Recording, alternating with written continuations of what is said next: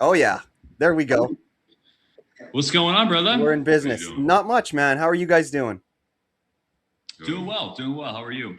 Good. I Thanks guess I for just asked you. both of you coming on the show. I didn't expect that much out of you guys, but I do appreciate it. You guys Good to like be to here, stick man. together for your interviews? Is that the deal or what? Yeah, well, we're sort of consolidating the Frojax brand, so we need Yeah, it takes two to tango, as they say. fair enough. What is that Frojax? What does that come from? It's just a name we came up with. It's actually an artist duo. We made music for a very long time. We opened the Frojax project like less than a year ago, like 9 months ago. And then it eventually evolved into what we do now, which is more like social commentary, politics kind of stuff. But we also release music under Frojax, but it's really just us. I'm Fro, he's Jax. We're brothers, so it's like a name I came up with, or someone came up with it when we were like Okay, 10 years. got you, got you. So Fro must be a nickname, or like, because I thought I wasn't. I was actually going to ask you what your name was. If it was My Fisher name's or Forrest. My Forrest. name's Oh, Forrest. Yeah, Forrest. Oh yeah. For some reason, I thought it was Fisher because I'm yeah. misremembering. But My dad and my uncle called me Fro when I was a kid, and he just goes by Jax. So okay, cool, cool. Well, it's nice meeting you guys.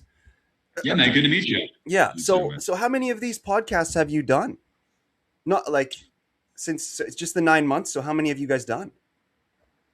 Well, we've done several interviews. We've done what, 4 or 5 interviews. We got a few lined up. I've done a couple of these. Like people will hit me up on Instagram. We've each done a couple together. We've each done a couple independently. Probably like Yeah. six. Yeah. But I guess it's a natural transition because like for people out there, I will introduce these guys right away here so you guys know who I'm talking to. But when I see your guys as like little Omegle, uh, is it? I'm not sure if you use Omegle, but whatever those things are where you switch screen to screen and there's like a person on the other side, random, Yeah, right? Like you guys rock those debates, even though it's not like you're going to get geniuses on those things. But yeah. It's low hanging fruit a lot of the time. yeah, yeah. But still, though, I mean, those low hanging fruits group up into a team on the street, and then all of a sudden it's not such a low hanging fruit, and you got 10 of them screaming at you. So you got to know how to like bat them off. I also watch a little bit of your street interviews, Forrest, and those are pretty entertaining as well. Yeah, yeah. Yeah, We hope to do more of those. They're hard to do. We live in Orlando. We don't do them in Orlando anymore because downtown Orlando is not very friendly. It's also yeah, it's kind of dirty and it's really losing its old mystique yeah, aura. yeah. The land. It's easy to go viral off those street interview clips for sure. Yeah, people, especially when they're drinking, they say interesting things. So Yeah, for sure. Okay, well, guys, this one I really am fans of both of you guys. I know I didn't know your name, but all right, yeah, I'm yeah. big fans of both you guys. So I am super excited about today. I just want to say again, thank you so much for coming on Canadian Talk today. So Our yeah, pleasure. so let's start the episode. Um, Today we have Jaxon and Forrest Pryce on the podcast. You guys are musicians. What? Why? What are you Yeah. laughing at? Well, he got okay, and this is well, it's not your fault. This is the stuff we're actually trying to clarify. So we'll do it on the episode because Yeah. what happened is I produced under the moniker Hurting Murphy for like 7 years. He wrote songs under the moniker Jaxon Pryce for the same amount of time or longer. And we eventually, like 9 months ago, consolidated because we worked together on music forever, but we had two different monikers. We just consolidated it to one thing called Frojax. So Jaxon Pryce is like his solo hip hop producer name, and mine is Hurting Murphy, and it's kind of the solo thing. So my Okay. last name isn't Price; that's just like his moniker. But I get Oh, the yeah, yeah, yeah, yeah. My name's Forrest. His name's Jaxon. Um, Frojax is kind of the collective thing between the both of got us you. that we're moving everything towards. Okay. But there's still some confusion because people will like DM me and be like, "What's up, Frojax?" And I'm like, Yeah. "Well, Frojax is two people." Yeah. I thought you guys were actual biological brothers. We are, but our last Oh, name isn't Price. That's why. That's why I thought it was got you. hilarious. Okay. Sorry. Sorry. Anyway, this is fitting perfectly for the show anyway, because this is what I do Yeah, yeah. every time at the beginning of the show. I do apologize if I get stuff wrong, but I'm basically giving Well, an intro of to what I see you guys as and why I you know admire you guys enough to have you on the show. So yeah. anyway, yeah, musicians, and obviously, like I've seen you guys made that Wangaff song, which I think is prolific.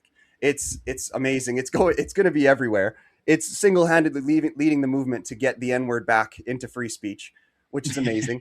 And so yeah, you guys are both you guys like do music and you produce music, and I find you guys both very funny. Like you guys right now, probably other than that woman propaganda guy, are like the bravest souls that I see on the internet for basically just like full fledged debate, not afraid to say anything, say what's true.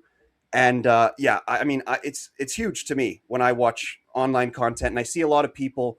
The constant thing now is people pander. They are afraid to get right to the point, talk about things. They're afraid of what saying certain things might make them look like, more so than even what the truth is and how we can make our country and our lives better, or whatever it may be. And so yeah, thanks so much for coming on the show today. And yeah, Hey, man. Thanks for Good to be having here. I us, man. appreciate Yeah. that. I appreciate the support. We're doing our best. We're just trying to be authentic. So I'm glad we're being well received. authenticity, exactly. That's what I see in you guys for sure. So, how long have you guys been doing music? Long time. It's been a long time. I've been a writer since I was like 7 years old. And then one of my earliest memories was grandpa. This is like the classic story, but our grandpa got him a pair of turntables when you were like 10 or 12 or something like that. Yeah, When I was a kid, I was like freestyle rapping, and I don't know. It's been in our blood for a very long time. So we've been doing it for a long time. I think we started taking it seriously when I was in my late teens, and you were in like your early 20s, and we've been at it for a long time. And then, kind of like you said, we pivoted a little bit. We're a little bit more political, maybe a lot more political now, but we're kind of blending it all together in this one thing that we're calling Frojax. And I predict that Frojax is going to be very innovative. I think it's going to be a blend between culture, music, fringe politics. I think it's going to be like a hub for people like us that don't really have anywhere else to go. That's kind of what one of our goals is, create that space for people. So it's been part of us for a long time, though. The music is definitely baked into the cake. Yeah.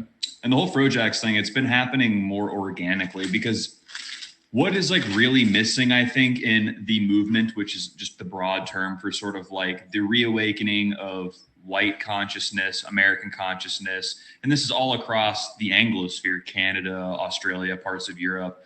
What's missing is really like the cultural movement part. There's all these pundits that are making waves. There's lots of activists. There's lots of groups. There's RTTL. People are hitting it their own way. There's Sam Hyde, which is comedy, which would be probably the closest thing. yeah, he's hilarious. Yeah. I guess he's not particularly political, but you know that he's very much pro-white. So we didn't set out to do exactly what we're doing. We set out to just make music, but our interest in politics is starting to blend into that. And I think we're going to end up just offering sort of a cultural perspective, an artistic perspective, rather than just debates or just activism or just, you know what I mean? So I think you kind of have to make white people cool again, don't Yeah, yeah, totally. I love that. So it's kind of like a cultural movement then, rather than something that you could put into a box. We'll see what happens. Yeah, I mean, Yeah. if the zeitgeist opens up willing. far enough for us Yeah. to slip in there, then we'll do it. Yeah, you guys are very popular. You've got lots of followers on Instagram, but when I went over to your YouTube, I was surprised. Unless I went to the wrong one, there wasn't as many people as I thought there would be. There's not. We actually just revamped it. He put a bunch of thumbnails up there. We're working with somebody. We're going to revamp our website, get all the design. So we're kind of working on the other things. Instagram is where all of the major engagement is happening currently. We didn't really start taking YouTube seriously until recently, but now we're going to be doing a lot of thought pieces. Are you reading off like an AI script? Did you guys generate an AI script for your business plan, or it looks like you're looking off to the side reading off of something? I'm looking at no. I'm looking at the YouTube screen because I'll show you. I don't know if you checked okay. out. I don't know if you checked out the actual thing, but we're sort Yeah, of going. That's a cool logo. I like the animation. Yeah, I worked with a guy for like 3 weeks to get the Frojax thing done. Yeah. And now we're trying to do like a post-revolutionary Renaissance oil painting, like American style, and we're revamping everything. So you'll see more stuff on YouTube very soon. We have a lot of stuff. Cool. Well, let's try not to get too inside baseball. I mean, let's talk about some stuff. Yeah, let's do it. Yeah. People know that we're doing stuff, so let's talk about that stuff. So, like you said, yeah, you guys are, and I guess to an extent, a person might say that I am. I'm not really sure. Um, but you guys are basically, you guys promote white culture. Like, this is something that growing up in my life, I was amazed to see. And this is like something that happened in the 2000s, the 2010s. Somehow, white culture evaporated, and whatever it was before, it we lost connection to it. I think as a group in the West, and it's, I think you could argue it's like you called it the Anglosphere. I had never actually heard that term before, but yeah, we're losing it, Mm-hmm. and you guys try to combat that, right? With Mm-hmm. the content you guys create, you go out there and you directly debate people. You mostly stick to statistics and basically facts. And I mean, everyone I've watched, you've convinced me. So, like, right off the hop, like I've got a list of crap here, but right off the top, my first question is like, because I talked to a PhD professor 4 weeks ago about. Oh, did I lose your video? No, we're good. We're good. I talked to a PhD professor in multiculturalism like a month ago, and I asked her about how, like, the West multiculturalism, is it a failed experiment at this point, or what are we doing here in the West? And so I'm curious what you have to say. Like, if we were to try to go after this remigration stuff or any of this type of stuff where we somehow create a movement that can convince white people to not be so guilty about the past, like through, because the debates alone are seeming to work because people are seeing it and being like, oh, yeah, hey, residential schools in Canada really weren't that bad. All schools sucked back then. Hey, like, we didn't actually take the country from them. We just came here also, and that just happens. That's just assimilation. Like, there's no guilt that needs to be accompanied with that. Sorry, I'm ranting here, but so how do you think this will look moving forward? Like, do you have any strategies other than what you guys are doing? Like, tell me a little bit about how you think the West can be won back. Yeah. Yeah, I mean, that's a good question. I think for us, we're playing our part in our own sort of Frojax unorthodox way, which is attacking it from the cultural angle. And, we have something that we call node theory, which is that, in this dissident pro white arena, we have different, it's like an attack vector, basically. And so there's different nodes. So one of those nodes is the cultural node. So that's like people like Sam Hyde, or now people like my brother and I, Forrest and Jaxon, Frojax. And then you have more like traditionalist homesteading communities like RTTL, and I would describe that as like the homesteading node. Then you have political pundits and political influencers. Somebody like Nick Fuentes, for example, would be an example of the political node, or Kai Cliff. What is his last name? Kai Schwimmer, yeah. Kai Schwimmer would also, I would include him in that as well. And then the fourth one I would say is like the militant branch. So organizations like Patriot Front. And then the fifth one I would also say is like human capital. So basically what I'm saying is that in pursuit of this pro-white renaissance where we're trying to come back into, who we are as people and get rid of the apologism, get rid of the guilt. It's this attack vector where we have to come at it from all these different angles at the same time. We all have to play our role collectively. And I think one of the reasons why the cultural angle is so important is because pushing a new culture will change the attitude that people have. And if you change people's attitudes, they will feel more comfortable or more inspired, perhaps, to stand up for themselves. And so I think that's one of the things my brother and I are doing, is just seeing how far we can exercise our First Amendment and how far we can stretch the parameters of the Overton window and make white people feel less burdened by guilt and all these constructs, which are all lies, by the way. I mean, effectively what's happened to our people, not just in America, but, like he said, the Anglosphere, Europe, it is a visceral attack on the white race, is to demoralize us into giving up our birthright so that that birthright can be inherited by third world people who will not be grateful for it. Yeah. And I'm not a cynical man. I'm actually very optimistic. It's a really David versus Goliath kind of situation we find ourselves in. I'm still an optimist, but I'm also very blunt about the future. And I think my brother and I see the writing on the wall. If we do not facilitate radical political change, white people are going to be slaughtered, and it's going to happen sooner than people realize. And so I'm at a point where I'm telling people standing on the sidelines and just observing the problems and not doing anything about it isn't going to be enough going forward. The ultimate answer to all of this, the ultimate antidote, is for us to collectivize, which in a small microcosm kind of way is what we're doing right now. You saw us for a reason. The message was resonating, and we have white people coming together. And really, that's something that we need to do throughout the whole world. And so I'm rambling a little bit here. I'll pass it off to you. But I'd say ultimately the theory, pushing the culture, and then collectivization is the main thing. For sure. And just really quickly, if I could just jump in, just for my listeners, the Overton window, that is, if I remember, that is like the amount, the things that a culture is allowed to talk about, right? It's like the limit. What is it again? Yeah, basically, it's basically the boundaries of the zeitgeist that's allowed, like social taboo boundaries, right? You said like the N-word. That's not exactly taboo, shame boundaries. Yes. Okay. And just to kind of add to the cultural aspect of that, a lot of people are waking up to the fact that our culture is being diminished, forgotten, vandalized in a way, or maybe it doesn't really exist in a sense. And people can want I pause to you sort really of quick? find Can I pause you really quick? I'm sorry.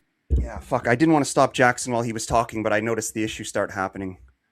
That's okay. Yeah, I don't know if that'll help at all. It says I have 4 full bars, but every single interview we've done has had slight lag. Okay. So we're good now. It was working now. Okay. So let's go from here.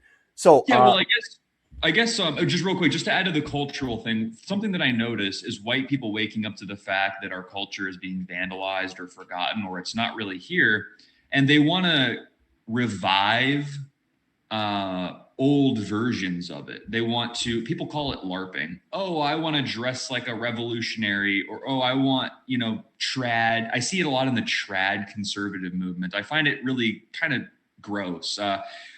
I'm more focused on moving forward because the evolution of culture is an organic process, and white culture has and will continue to evolve and change as time goes on. The issue that we're experiencing is because there's interference. This organic process has been interfered with. It's like this organic organism is evolving, and then you just throw like some sort of bacteria on it, and it fucks it all up. It's like they're inserting people that are so culturally and genetically distinct that they're just mixing up the whole process that would naturally, people come and assimilate and things flow and ebb naturally. That process has been stunted, and I think that's what everyone's panicking about.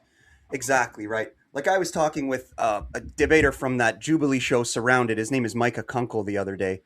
And culture is downstream of religion, and you could talk about it from the sense of Islam versus Christianity. And you've got a problem there right off the hop, right? Or what always comes to mind when I think about this, just to jump back to my question of like, when can we conclusively say that multiculturalism is a failed experiment or whatever? I think about like this one experiment that I know of. I'm not sure if you are aware of it. In Denmark, they brought in, like, they didn't have any immigration. They did this, I think this was 20 years ago or something. They did this study. They brought in 1,000 Palestinian immigrants. I believe they were Palestinian. And within the first 10 years, half of these Palestinian immigrants were in jail. 40% of them were on social services, like getting money from the government. And then, so that's obviously not good. That's 90% of them not being productive or doing crime. And then they came and they checked in on them again 20 years later or something like that. And they had all had children because they would keep track of the 1,000 original and then all their children as well. There was like 4,000 of them now. And then of those 4,000, even with the children being assumingly fully assimilated into Denmark after being born there, still the numbers were around the same or worse, where there was like 70% of them were in jail and the other 25% were on social services and 5% were productive. So like when you see that, how much more evidence do we need? Like I think about COVID, and I think about how when it was happening, there was such clear mathematical evidence of like, hey, this is not that bad for most people. It's not that deadly. But yet the bias of that medical institution, they were still allowed to just go out there. They weren't putting mathematicians in front of the media being like, hey, there's a 0.001% chance you're going to die. They were putting medical people on there who were bullshitting about, oh, we don't have enough ventilators and all this nonsense, just so they could sensationalize the importance of their profession and get more and more money. So I hate abuses of power like that, and I hate it when the status quo doesn't see what's right in front of their face. So Yeah. yeah, so yeah, I don't know if there was really a question there. Yeah, that was I what I mean, was gonna ask. you say culture's downstream from religion. I would even go a step further and say religion is downstream from race. I would say Exactly. culture, I would say religion is sort of culture in a sense, because, and here's an example. Take Christianity. There's a central figure of Christianity. It's God, it's Jesus, it's the cross. That's the central symbolism in the figure. But if you go to Rome and you go to Germany, the central figure is the same. The text is roughly the same. The language is different. The things that they wear are different. The way that they celebrate and act are different. The churches are perhaps built differently. The way that they sort of express these, what they would call objective beliefs, transcendent beliefs, are distinct. If you go to Africa, Christianity is practiced very differently in Africa, right? So like Christianity isn't equal globally. It's downstream from the people. And you could say it's a matter of like assimilation, right? You know, Italian culture is distinct from French culture. But if you bring an Italian family to America and a French family to America, and they have kids, their kids are just white Americans after a certain point. There is a adjacency that allows this natural melding together because of, I think it's shared ancestry. I think there is a genetic similarity, you know. And then you look at certain places in Africa that are majority Catholic, and they're still crime ridden. And I don't think that's because Catholicism is wrong. I think that it's just because race really is real. And I think that despite the religion, they still have faulty systems and structures, you know? Yeah. And the problem with that too is because I do agree with you. And a lot of times when I've been trying to have some debates with this with some of my engineering school friends and stuff, the problem is I categorize what you're talking about right now as essentially the ethnocentric perspective of looking at this. The problem is that politically, or they don't really jive because they're so taboo to speak about it at least by modern standards. It becomes so taboo to speak about it from an ethnic lens that you lose such a large amount of people in the trying to deliver the message. So that can be the problem there. But I definitely agree with you. And when you're really trying to look at the answers for a lot of this, it does boil back to race. It's wild. And, well, that's the issue, right? And that's why the accelerationists have a point, is that what is it going to take for, you know, Granny Lucille across the street to say, you know, Jesus isn't going to save all the people in the ghetto, right? What is it really going to take? It's going to take a bunch of immigrants coming and raping people. Yeah, right. I mean, but the violence will have to be right on her doorstep. Yeah, exactly. It already is, though. And white people are going to continue being on the receiving end of acts of Black and brown brutality. It's already happening.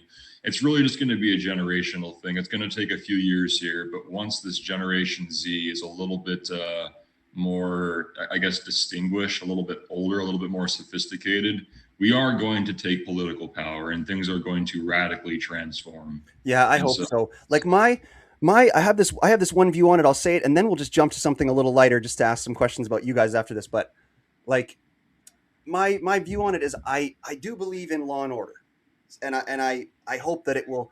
So moving forward, I hope that, let's say, the Islamification stuff, like let's say we eventually get to the point where, so take Canada for example, we have 5% Islamic population.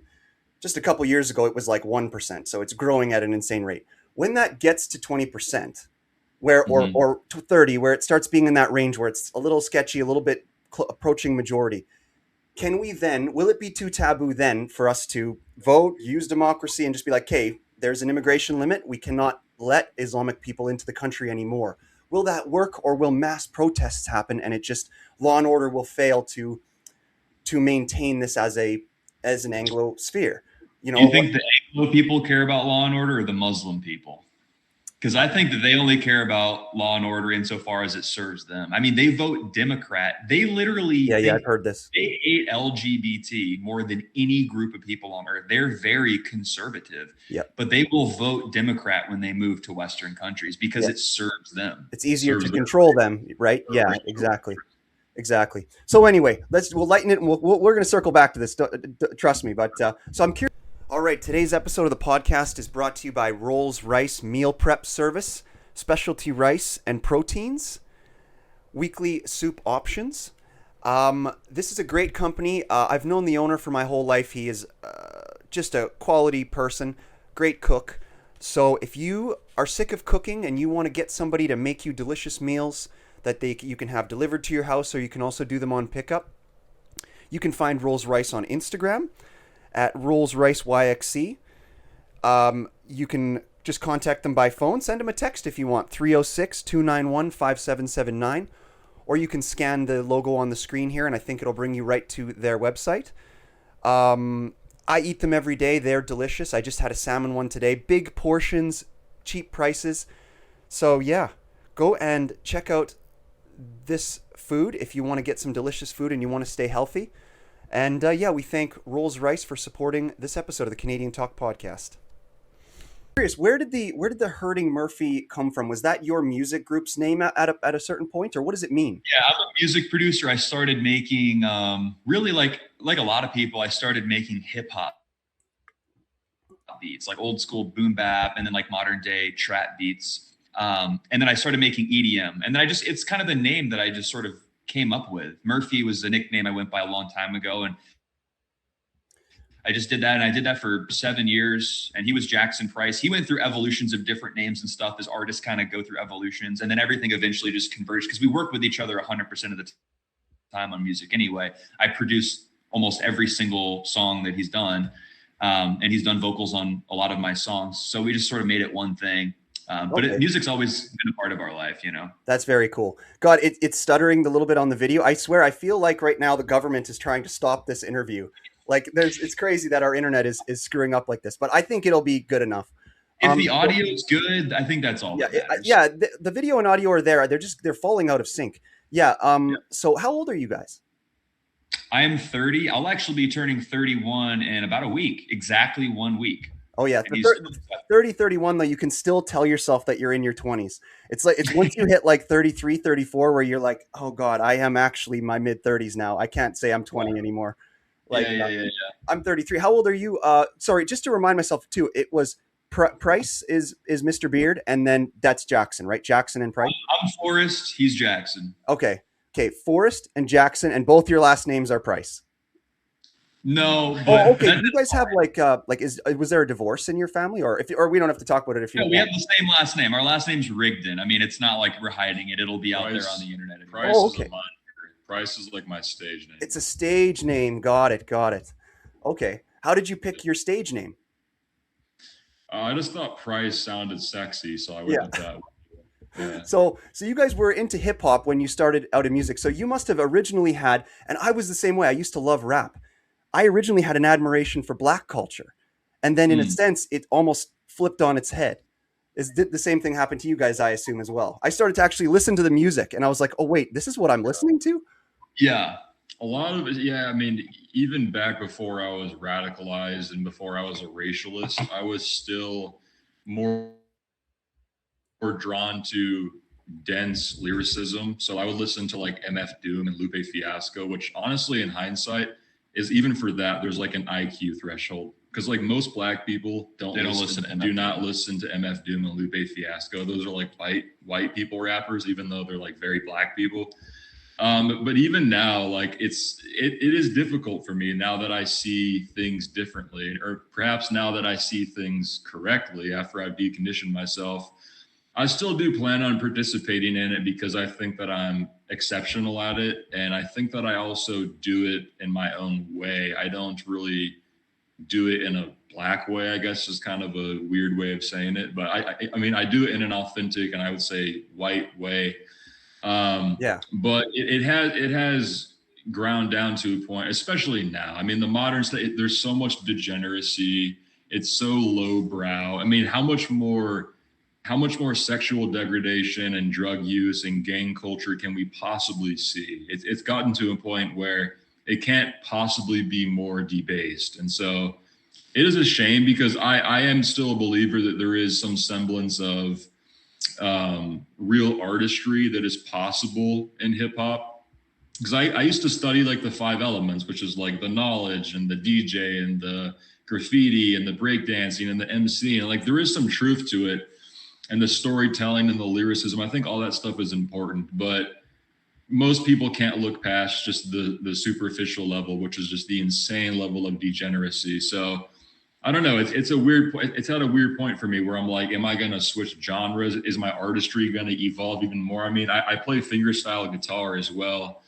And I wrote a song called America First, which is probably going to have like electric guitar in it. We don't really know yet. So for me, it's going to be like another process of evolution. So I'm not sure what exactly it's going to look like yet. But people throw a lot of criticisms about the hip hop. I have absolutely no feelings about that. People will DM me and be like, you can't make hit. It's like, I can do whatever the fuck I want. See, I consider hip hop to be sort of a blending of two cultures. I mean, it's American ethnogenesis. Well, yeah, it's American ethnogenesis as black mixing with white. And to be fair, all American hip hop is rapped in English, lest we not forget.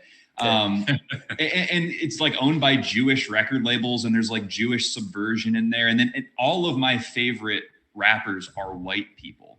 Like, they're all like UK white people. It's like, you can call that black culture. I wouldn't call, I mean, there's pockets of it that are certainly black. And I like some of that stuff too. I don't think that I have to be exclusively, all I listen to is like revolutionary music where people play flutes and talk about America. Like, that's gay, bro. That's just LARPing. Like, you can participate in other cultures, and I think that I have the right to. Yeah, like Oliver Anthony. But yeah, you guys, well, there definitely is an opening for guys like you. Like, there's just that one other guy, I think his name is Tom McDonald or something like that. Do you know that one other white rapper guy who does a lot of political stuff? Have you seen?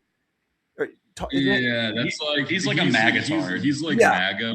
He's so like, in terms of music, Tom McDonald is MAGA and I'm Hitler. That's how I'll say it. Gotcha. Yeah, you guys like quality and style. Like, his music, it's like average to me. Yeah. Oh yeah. Like, he's way more successful musically, and maybe people will shit on me. I just find it very gimmicky. Like, that's his one thing that he does, is talk about little boys shouldn't cut their penises off because that's bad. And you know, like, he definitely sacrifices the sound and the quality of the music to get the dialogue. He shoves a lot of dialogue in there for sure.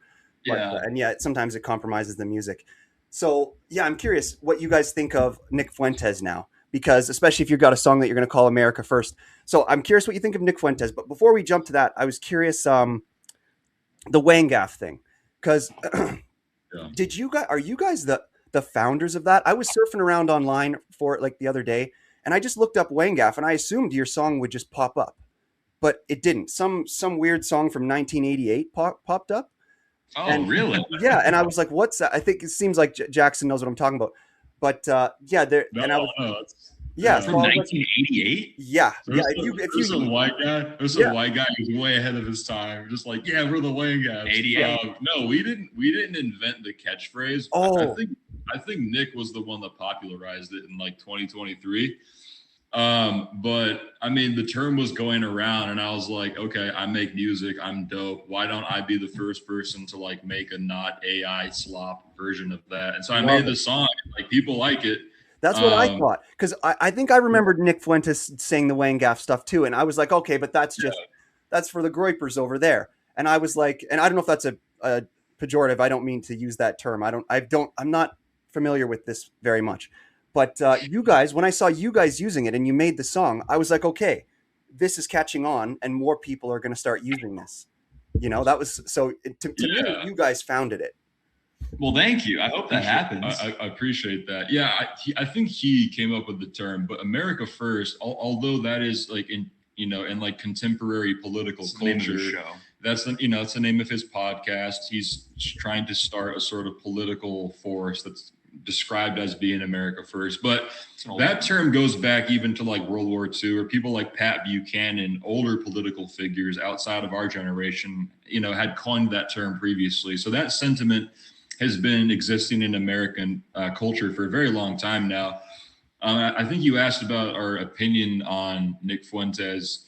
I like him. I think he's a net positive. I think that he's broken the Overton window open more than arguably anybody else has. I think he's radicalized a lot of people. And I think that in terms of like political strategy, I do believe that he is a savant. I think he's a brilliant political thinker. As far as everything else, like his cultural takes or his style of leadership, I'd say it's very 50-50 for me. Maybe less. A lot of like the clavicular glazing, like don't go, and then like some of the other stuff that he says socially, I think is kind of retarded. And What do also, you mean by clavicular glazing? It's all, where he talks so positively about clavicular, you know. It seems off brand for him. Yeah, and clavicular, just for the listeners, so people know, he's that guy. He basically is like kind of a handsome online guy who does looks maxing, where he like hits himself in the face, and he what else does he do? He's like he's a streamer. Yeah, he's a cultural force that represents. Yeah, he said the N-word, right? Like he's what people think is white culture now, which is it's sort of troublesome. He's like an example of how bad hypergamy's gotten. He's like the black pill, you know. Okay. I guess the difference is that people like that are participating in this like mouse utopia, self-destructive, you know, Weimar Republic kind of culture. Whereas people like my brother and I, not to sound self-righteous, but instead of like participating in it and trying to suck out as much pleasure as we can before the system falls apart, we're actually trying to be constructive and oppose it. Okay. So, I mean, that's really the difference, is like, you can try to like participate in it and suck it out for money and pleasure, but I actually want to oppose it. And opposing that is a lot harder. And Nick is one of the people who has consistently been somebody who has tried to oppose this corrupt ethos.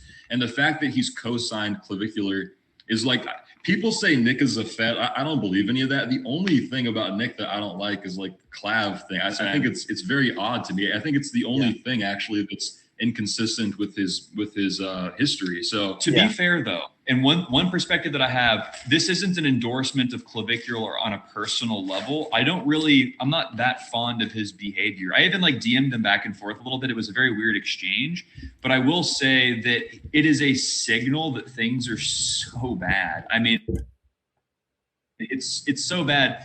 And the accelerationist perspective is like, okay, let's get on with it. Let's get on with the societal collapse so that we can figure out what we're going to do next. Right. And I think that he very much represents that. I mean, clavicular, he came out and said, oh, you guys don't think it's fucked? Well, how about this? I'm going to get really handsome and I'll show you how fucked it is. And he did. And it is. So it's bad. Yeah, he proved something there. I'm curious, what is your guys' ethnicity? American. American. Okay. Genetically, our ancestry is almost completely it's almost completely English, a little Irish mixed in there. Okay, yeah, because I looked up the Pryce last name and I was like, it said Welsh, and I was like, that's British, right? I think that's British. There's a little bit of Welsh in there. Pryce is the moniker. Rigdon is our last name. It goes back to Kent, England in the 14th, 15th century. Sorry, I smoked too much weed. I forgot already that Pryce isn't your real last name. God You're damn good. it. You're good. Yeah. So Rigdon, it's very English. Yeah. So if you guys were to wake up one morning and be black, what would be the first thing that you'd do?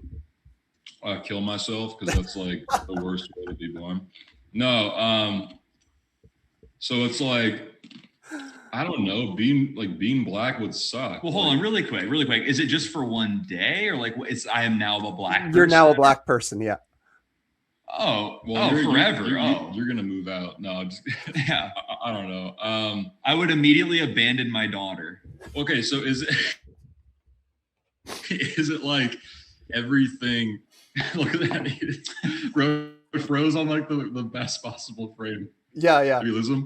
Yeah, for these hypotheticals, I just need a little bit of context. Oh, yeah, so I'm still my brain and my everything that I know, but I look like a black man. Exactly.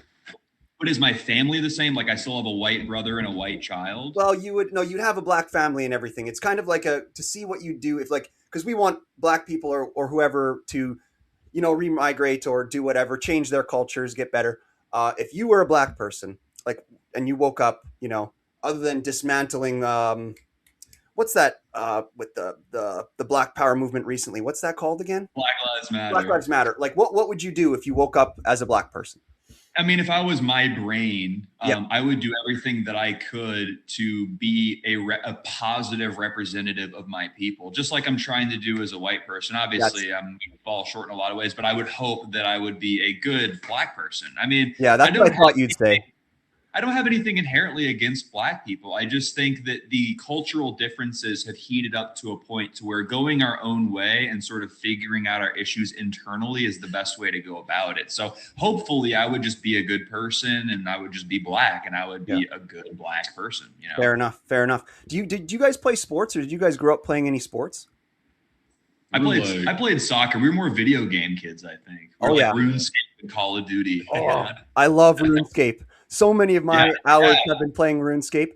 I got a red mask at one point, and then I was so excited about it, and then my buddy like hacked my account and stole my red mask, and it was the whole thing. But yeah, no, I like video games too. So you guys grew up in America? Yeah. Okay. Can you tell me a little bit about what your life was like growing up, or is that? Yeah, we were born in Florida originally, and then our family was they were the Jehovah's Witnesses, and they were like high-ranking members. And long story short, they were like excommunicated, so they had to like move out of the state, and we moved around a lot. We lived in New Hampshire for a little bit. Well, just to clean that up. Yeah. They left the religion prior to me being born. So my mom and my dad were like, we're not Jehovah's Witnesses. Gotcha. Yeah, they were before we were born. This is over 30 years ago. Okay, that's a necessary clarification for sure. Yeah, people don't like Jehovah's Witnesses. Yeah, Jehovah's Witnesses are nice people. They are nice. They are nice. Their religion, that's for sure. Yeah, I mean, they're ballsy. I mean, they're going door to door, right? They're known for going door to door, which is pretty ballsy. True. Yeah, we just need them to be more racist, and then they'll be good. But we, you know who I found out was around pretty a lot. Sorry, we skipped there.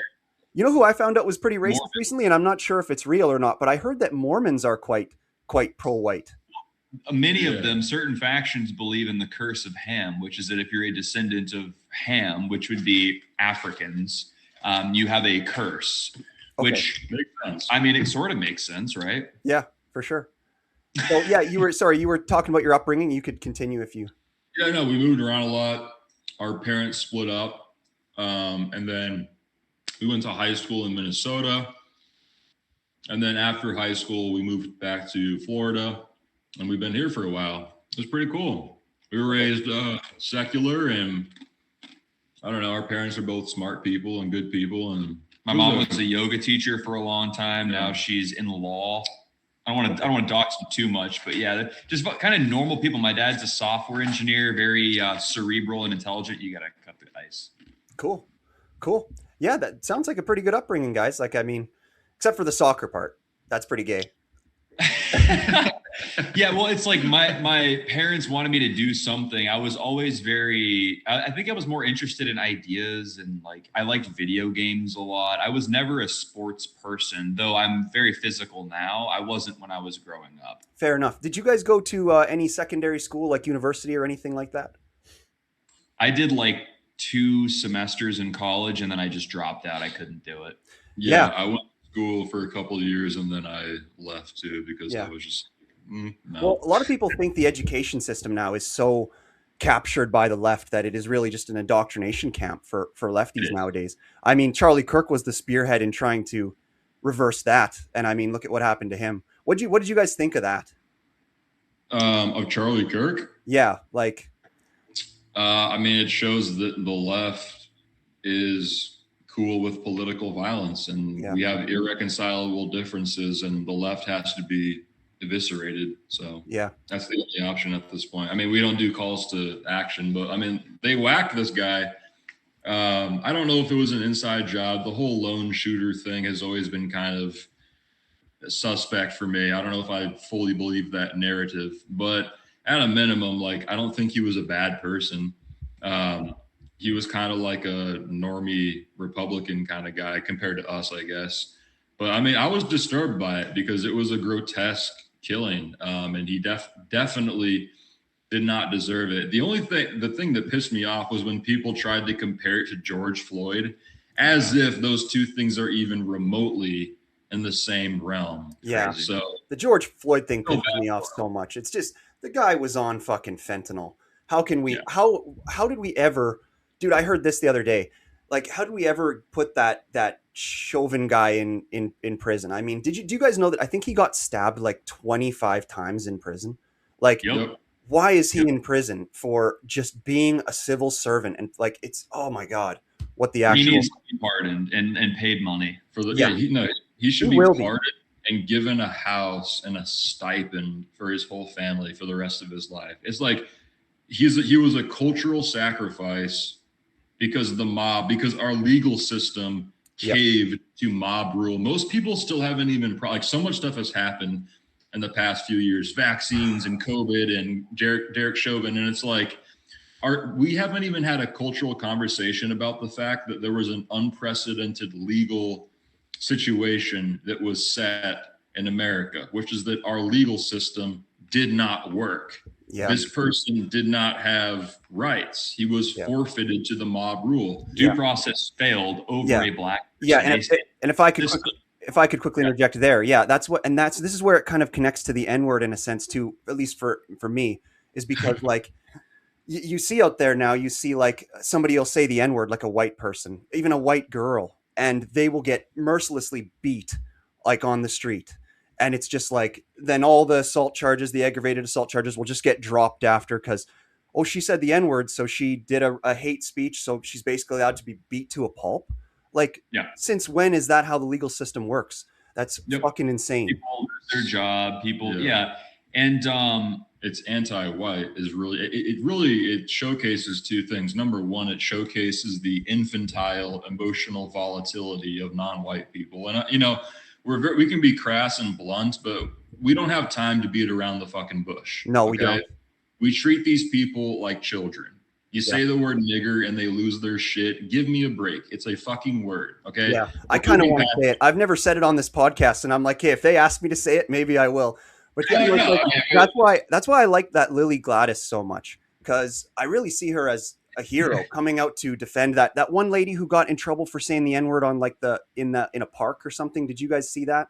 And then there's been a lot of those. I've seen girls lose their college scholarships. People lose their job. The Hendricks girl, the blonde hair. What I was going to say, though, I was just trying to wrap up the point, is that it showcases the volatility, but two, it showcases like when a white person says nigga, it's sort of like a symbolic representation of the white man not caring about guilt anymore. And people are so threatened by that. People aren't necessarily threatened exclusively by the use of the word, but the symbolism of white people standing up for themselves, because they are actually scared of us, because they know that when we compete in the way that they are, which is in like this sort of savage tribal way, that we will win, which we will. It's going to happen here soon. So love it. It really represents those two things. Not to ramble here, but yeah, I mean, dude, that it's so Orwellian. A white person expresses free speech, and the legal system says, "Yeah, let this person beat them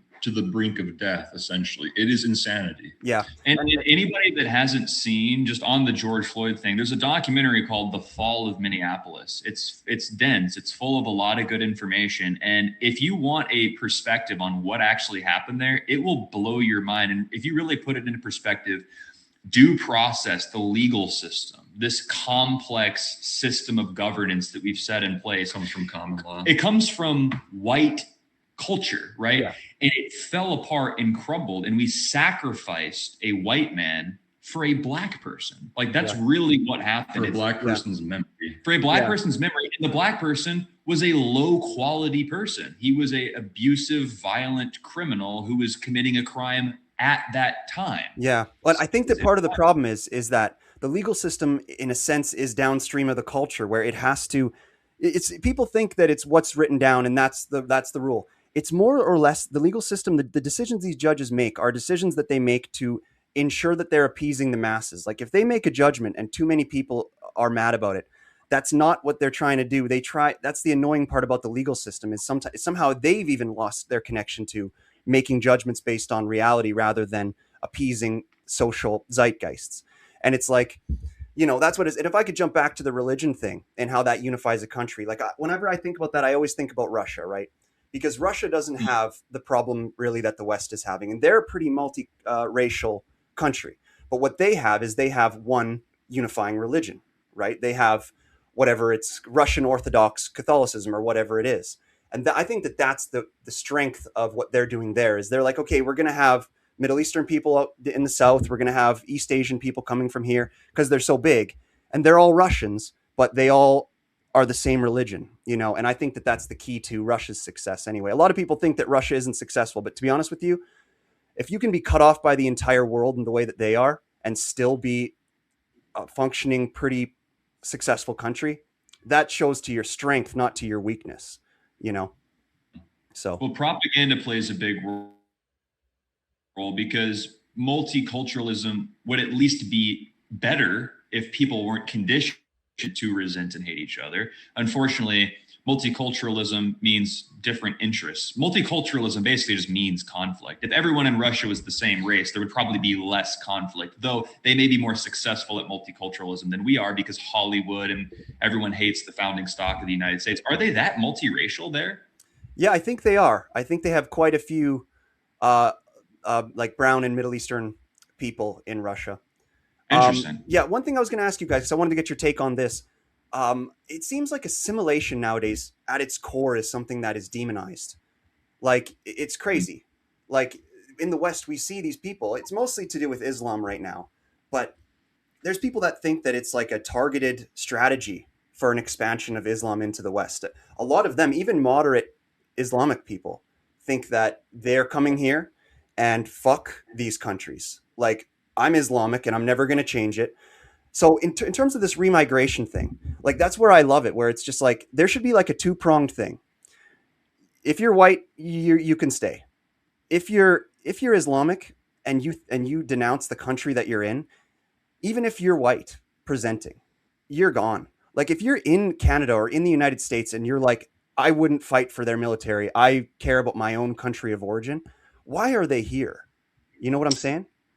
I personally don't care if they're Christian and white presenting. If they're not European, I'm gonna have to draw a hard line. I mean, because again, it's like that basically goes back to the whole "it's an idea" thing. Like if all people were the same, we wouldn't even notice the difference. So that's like saying, okay, well, let's control for the Middle Eastern people that are assimilated. They watch baseball and they don't have an accent and they're Christian. It's like, yeah, well, if that was what happened, then no one would have a complaint about it. Unfortunately, the ones who are assimilated are going to have to go too, because you're going to have to just draw a hard line somewhere, Yeah. because again, culture is an emergent property. Some people can assimilate and have assimilated, but Yeah. on average, especially in these numbers, they can't. So that's Yeah. why we're just advocating for total remigration. And perhaps it's very ambitious, Yeah. Oh, perhaps, definitely ambitious. Yeah. Because like, you look at the perhaps that's, problems. Sorry to interrupt. Yeah. To yeah. do with, because in Canada, we have a problem, and assimilation is more so the problem because we can't deport Native American people, right? And the problem is we have this branding issue with assimilation. It's so demonized because essentially what the residential schools here were was they were school, but they were also sort of like an assimilation mechanism. And we were trying to make them have easier lives for them and for their future children because we didn't kill all the Native Americans here in Canada like the Americans did, which maybe we should have, but we didn't. So we're trying to assimilate these children in these schools. And the problem is in the media, you see this rebranding of assimilation where we're letting Native Americans go on our major news organizations and be like, they were tearing our culture away. They were evil. But the reality was we were trying to help them. Mhm. So it's just a branding issue with this assimilation thing. I. Yeah. I think we should deport Native American people too if they disrespect white people. I think we can do whatever we want, actually, just because that's what everybody else already does. And in some True. sort of weird, like reverse psychology way, that's what they want us to do ultimately, because people intuitively understand that these hierarchies have been flattened and our nature craves these hierarchies to be reestablished. And the reality is that white people are supposed to be ruling those hierarchies. And I have to be honest, and sorry if we're coming off a little bit blunt here, but I Wow, personally this is believe what you're here for. I believe that assimilation is a myth. I don't think that people really outside of the continent of Europe, maybe there's some peripheral cases, like some like half Moroccan, half English person, maybe. But like people outside of that, I don't think they can assimilate to our culture. And there's studies of this. Even you take like a Black Republican person, and you could say somebody like Shelby Steele, for example. Not to say that he embodies this sentiment, but like I'm talking about like the Black Republican archetype, which is like the sweater vest and the glasses. These would be an example of like what MAGA people or what libertarian people would be like, oh yes, non-white people can assimilate to our culture. But even then, they've done breakdowns where on average, Black Republicans still have an in-group racial preference for their race. Absolutely. And like white libtard people still psychologically have a racial preference for white people. Even beyond politics or beyond this like facade of assimilation, race is still the most paramount driving force here. So, white liberals will call the Black Republican, like Larry Elder, like a race traitor or something like that. Like, it's such a strange it's such a strange reverse psychology that those lib people are, where they're like, they know they're superior, but they reverse it, and they're just like, they have this guilt for being superior. It's so weird. One thing I wanted to mention to do with this that I think is, it plays to what you're saying to do with everything, is implicit bias, right? They call it implicit bias or whatever. It's a part of critical race theory, all that shit. That's what we're talking about right now. Because the idea is even if we assimilate them, this is what you guys are saying, at least what I'm hearing is, even if you assimilate, even if you bring everybody together, you can't remove the implicit bias, which is, unfortunately, when you have a white-skinned person, the more white-skinned you are, the more people will think you're superior, whether you are or you aren't. It's a fact. You know, you've seen these old videos of like, they'll put picture of a Black person in front of a 3-year-old child and a picture of a white person in front of a 3-year-old child. And that 3-year-old child will look at the dark picture and go, dirty, you know? And it's like, you can't fix that. You know, I mean it in the nicest way. It's a real psychological study, but like, you can't fix that implicit bias. So the problem is if you start mixing people with races, you're inevitably going to have the darker skinned people starting to build in their animosity towards any lighter skinned people. So when you go far enough on an extreme, when you go far enough right, you start to see crossover with the left. And that's because we acknowledge the same problems. Implicit bias is real. Critical race theory acknowledges real things. The issue, and this is the whole reason why I basically call the left like satanic, is because I think the most satanic, as an abstraction, not literally, thing you can do is to flatten hierarchies, because the right says there are hierarchies, let's emphasize them and let's embody them. The left says there are hierarchies. What is egalitarianism? Flatten of hierarchies. What is feminism? Flattening of the hierarchy between men and women. What is communism? It's an economic flattening of hierarchy. It's capitalism would be the opposite of that. So that to me is the worst thing that you can do. They want to control for economic disparity, for racial disparity. Yeah. I want to acknowledge them and be okay with it, because everybody in the hierarchy will be better off. Do you think it would be better if I'm my daughter's father or if my daughter is my parent? It's obviously better if I'm her parent. And if you say, oh, well, there's an inequality there, let's flatten it, let's make them equal. Yeah, good luck with that. She's going to grow up to be a fucking crazy person. That's exactly what's happening. Yeah, no, exactly. And like, when you think about that, it's a problem, right? Like it's a cardinal sin, like pride, right? When you look at it through a religious lens, and you see these people having so much pride in being on the lower end of the hierarchy. And it's like, that's a cardinal. You shouldn't be doing that. You should be striving to grow.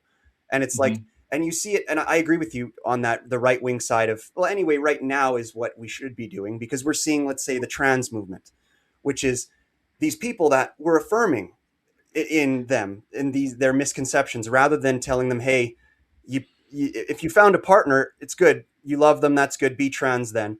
But like, if you're a young person, you shouldn't be striving to be trans. You're just going to make your life harder. And so anyway, back to you. I love that the left wants to affirm things. Let's utilize that. Let's affirm things that are true. How about we do that? Oh, are Black people and white people equal?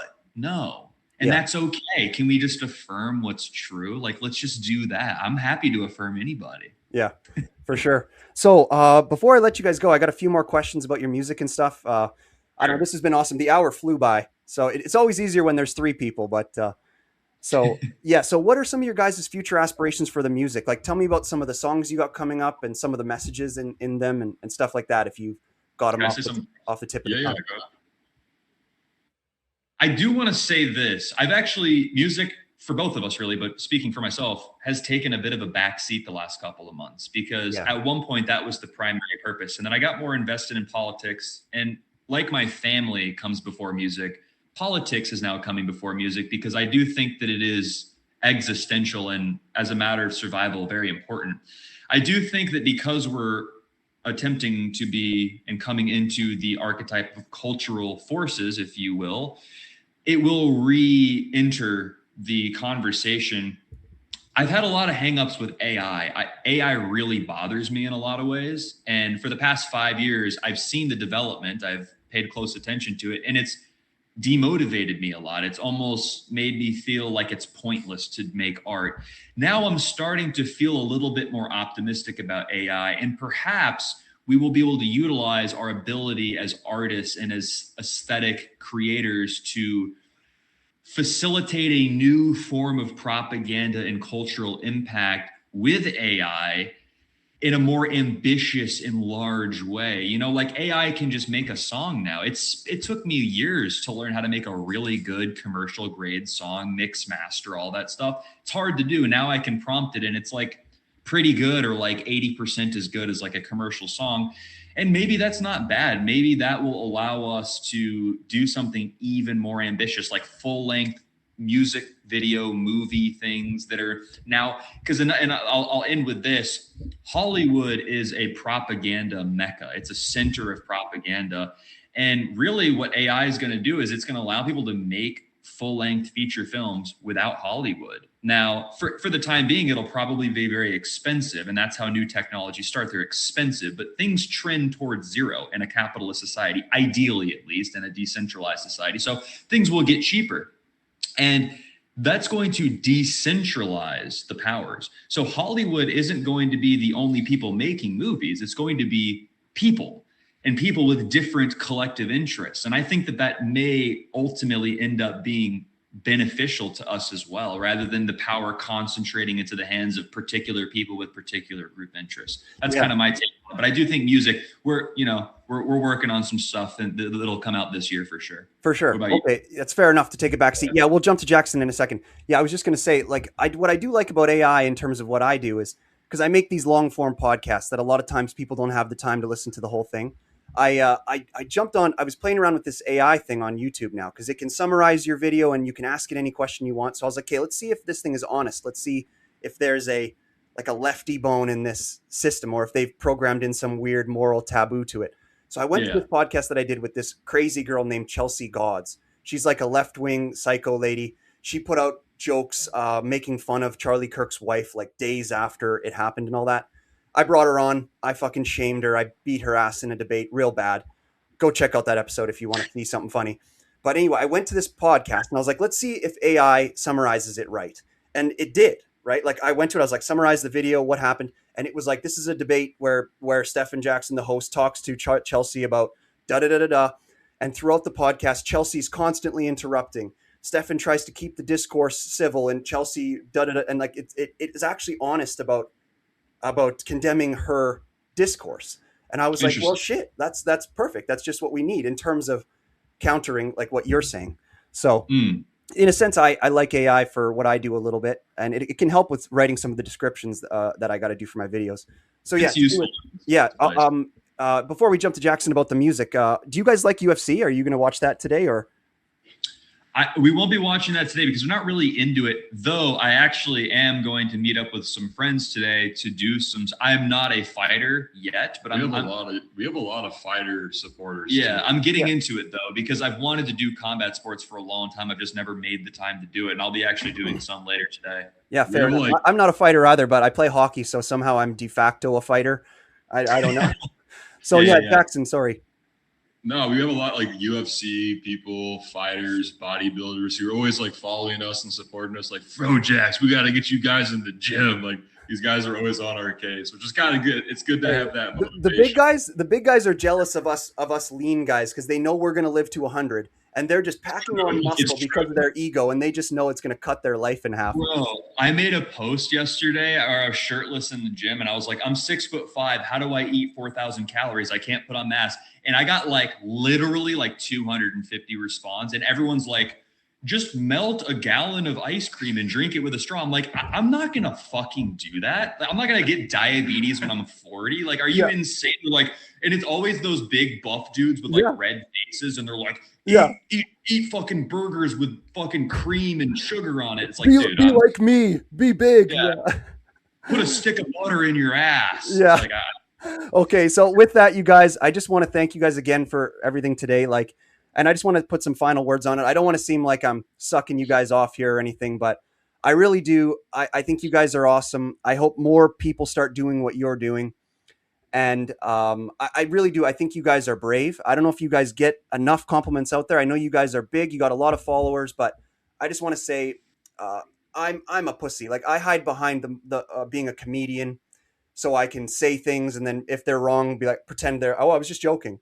But you guys are brave. You're out there fucking doing it. So yeah, thanks for giving my little show some of your time, and good luck with everything you guys are doing in the future and everything. I wish the best for you guys. I really appreciate that, man. God bless you. I appreciate the fact that you're at least out here talking about it. I mean, that's a great start. So thanks for having us. You bet. All right, that's Canadian Talk.